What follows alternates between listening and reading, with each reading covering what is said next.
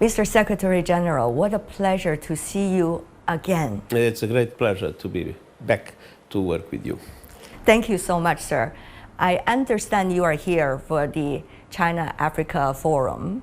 Now, what is the significance as the Secretary-General you see in China and Africa, 2.6 billion people walking hand in hand and working hand in hand? Well, it's absolutely crucial. First of all, Africa is a continent that was a double victim of colonialism.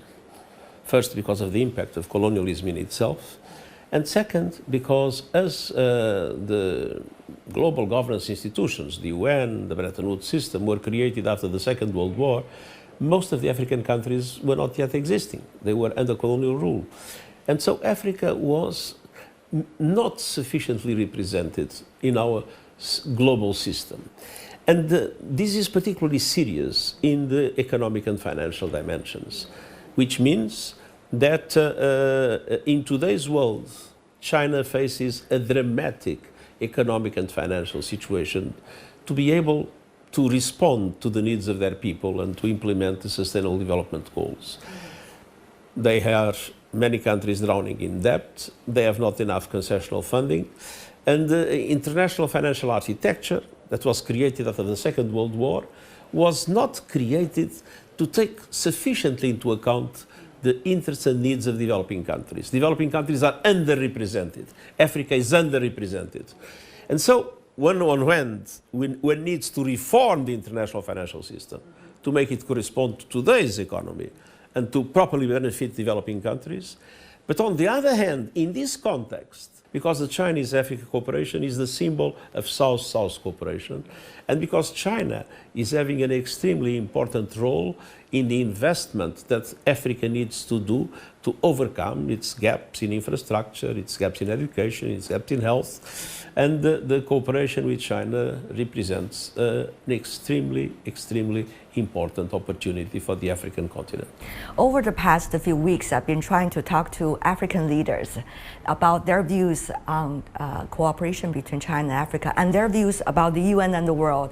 And many of them say that they hope with the ideas of Global South and the development of South-South cooperation, there can be a new momentum. Mr. Secretary-General, how do you see the roles of China, Africa, for example, these developing emerging economy, Global South, in achieving the SDGs? I know we are lagging behind, the world is, but what are going to be their role in your vision?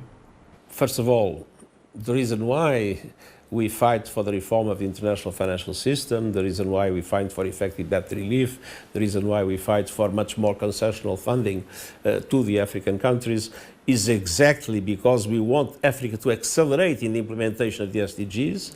What we see is as China has aligned its global development initiative with the Sustainable Development Goals, the Chinese cooperation, I'm sure, will be a very important instrument in supporting African countries exactly in the implementation of the Agenda 2030. We have been seeing from the United Nations, you personally even trying to make the commitment and push countries forward in terms of sustainable development goals. For example, about energy transition, which is so crucial. Mr. Secretary-General, you and your colleagues have been working with governments to design the goals for the 2050, for example, particularly recently. How are we going to implement them?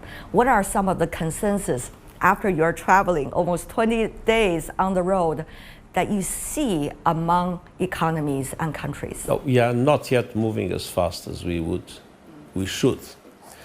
We must absolutely keep the growth of temperature at 1.5 degrees until the end of the century.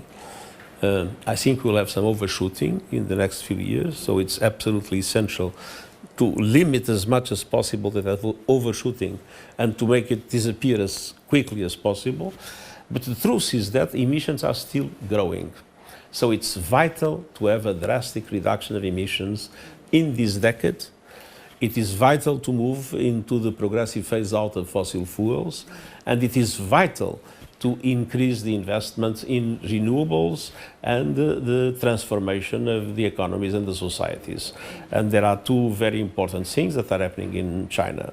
One is, of course, the massive investment in renewables. You reached already the target for 2030.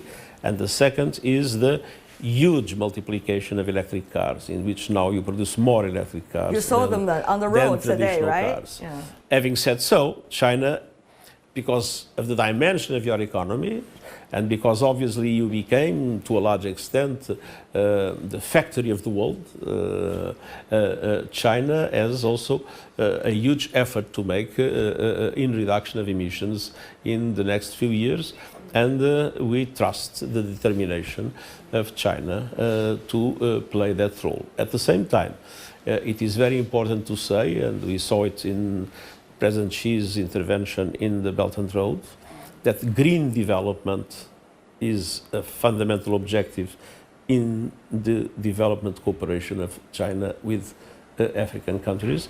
And we see it again in the present summit, the importance that is attributed by China to the sustainable development and to the green development as a fundamental vector of that cooperation.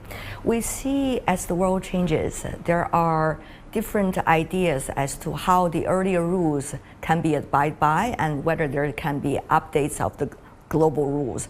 But at the same time, more self-interest as well. For example, about this, what you consider as a very crucial energy transition. We see different governments are having very different decisions, and sometimes the pace of movement can be delayed by one country's national interest, while their consensus can be harder to be reached. Mr. Secretary General, how optimistic do you have to be in your daily work? Jean Monnet used to say he was not optimistic nor pessimistic, he was determined. Okay. And I'm determined to convince all governments that the most important national interest is to defeat climate change. I was in Shanghai. The secretary of the party in Shanghai was explaining to me that meaningful investment is already being made to protect in relation to the rising sea level. When I was in the Pacific, the rising sea level was a major concern. I saw communities that had to move from the coast further inland, with destruction taking place at coastal areas. Some islands might even disappear. So, I mean, we are facing climate change as the existential threat of our time, and the interest, the national interest of each country is to make sure we defeat climate change and we do not let our planet to be destroyed. I know you and your colleagues are busy preparing for the Summit of the Future 2024. What do you consider, Mr. Secretary General, that can be some of the ideas that you can work with those national leaders coming to the meeting this year? What kind of opportunity does it present? Well, a few things are essential. Discussing about reform of the international financial system is an area where I believe the Chinese government is also deeply interested. To have a UN role in the global governance of artificial intelligence. The idea that artificial intelligence should not be for the club of the rich countries. It needs to be something for all countries in the world. And it's not by chance that China presented to the General Assembly of the United Nations a resolution that was approved unanimously for capacity building in developing countries. We must make sure that artificial intelligence is for all, not only for the rich. Any emergency platform that we would like to discuss in order to give us more conditions in the future when there are future pandemics to respond more effectively. A new agenda for peace, betting a lot on the root causes of peace. Development is an essential instrument to consolidate peace, but there are many other areas in the new agenda for peace. On the other hand, an enormous effort in order to create the conditions for developing countries to have access to the resources they need to implement the Sustainable Development Goals. Last year we had a summit on the SDGs. Yes. This year we have a summit not on the what, but on the how. How can we reform the international governance system to make sure the SDGs become possible to reach for the most vulnerable countries in the world? Next year is going to be the 80th anniversary of the United Nations. I know you and your colleagues are preparing for that. From now till then, Mr. Secretary General, how would you call on the national leaders around the world to work with you and people around the world? My biggest appeal is for peace. Peace is the most important thing in life. It's peace in our minds, peace in our communities, peace in the world. We see so many other parts of the world in which people are killing each other, in which destruction is, and in which people are suffering so much. Peace is the most precious gift, and we must fight for peace.